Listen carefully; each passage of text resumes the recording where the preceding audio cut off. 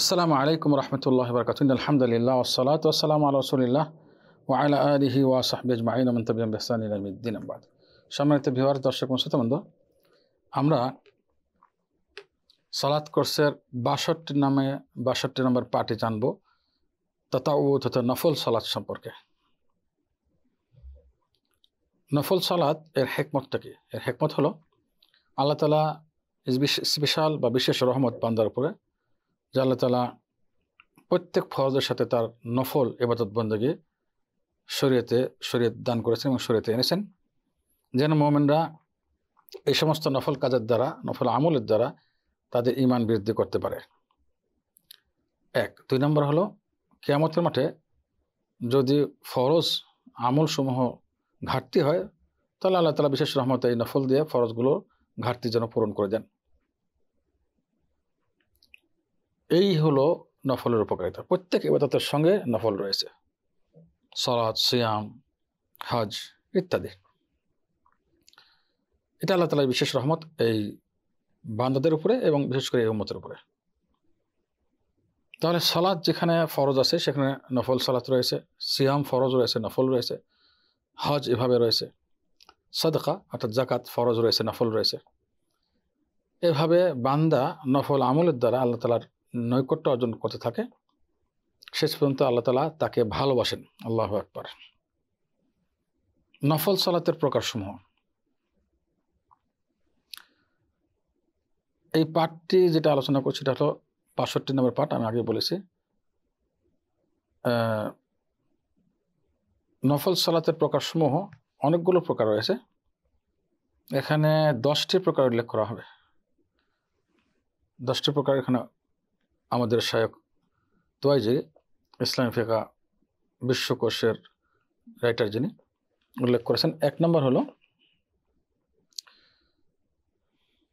নফল সালাত যেগুলোর জামাত শরীয়তে জায়েজ করেছেন, যেমন তারাবির সালাত, ইস্তিসকা তথা বৃষ্টির জন্য সালাত বা বৃষ্টির বন্ধ সালাত, অতিবৃষ্টি বন্ধর জন্য সালাত যাকে বলা হয়, চন্দ্রগ্রহণ সূর্যগ্রহণের সালাত, 2 ঈদের সালাত, এগুলো সবগুলোর মধ্যে জামাত রয়েছে, জামাত সহকারে আদায় করতে হয়।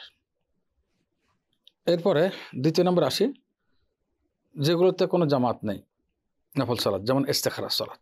3 নম্বর যেগুলো ফরজের সঙ্গে সংশ্লিষ্ট, ফরজের সঙ্গে ফরজের অনুগত, ফরজের তাবে, ফরজের পরে এগুলো আদায় করতে হয়, যেমন নাকি দিন রাতের 12 রাকাত সুন্নত মুআক্কাদা আছে। 4 নম্বর যে সমস্ত নফলের আগে পরে কিছু নেই, সরাসরি নফল, যেমন সালাতুল দুহা বা চাস্তের সালাত, এর আগে পরে বিশেষ নামাজের অমুক নামাজের পরে বা ওই নামাজের আগে, অমুক সালাতের পরে এই সালাতের আগে, এমন কিছু না।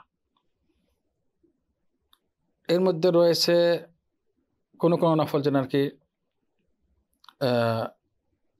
বিশেষ সময়ের জন্য খাস, আর তা হলো তাহাজ্জুদের সালাত, শেষ রাত্রে আদায় করতে হয়।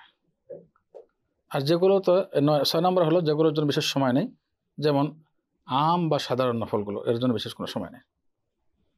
7 নম্বর এসেছে যে নফলগুলো কারণবশত আদায় করতে হয়, যেমন তাহিয়াতুল মসজিদ, মসজিদে প্রবেশের জন্য যে সালাত আদায় করা হয়, আমাদের দেশে দুখুল মসজিদ বলে, এটা তাহিয়াতুল মসজিদ। আর ওজুর সালাত, ওজুর পরে 2 রাকাত নফল সালাত, এগুলো। 8 নম্বর যা কোনো কারণ ছাড়া আম নফল, যে কোনো সময় যে কোনো কারণ ছাড়া আদায় করা যাবে, নিষিদ্ধ সময় না হলে।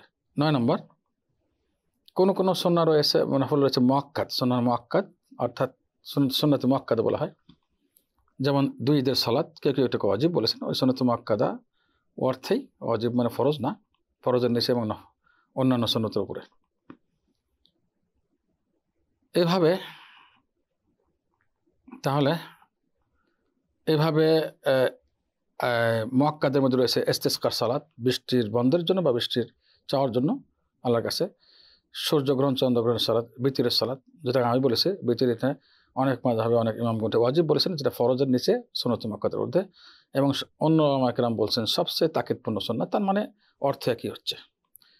10 নম্বর নফল যেগুলো সুন্নাত মুআক্কাদা না, যেমন মাগরিবের সালাতের আগে নফল সালাত, তারপরে আসরের আগে নফল সালাত, এগুলো।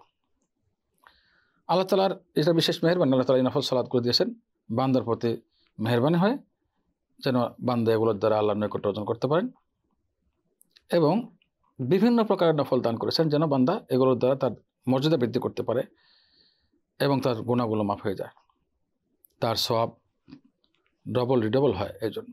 সুতরাং আল্লাহ তাআলার মেহেরবানি, এই সমস্ত মেহেরবানির কারণে আল্লাহ তাআলার শুকর এবং আল্লাহ তাআলার প্রশংসা জ্ঞাপন করছি।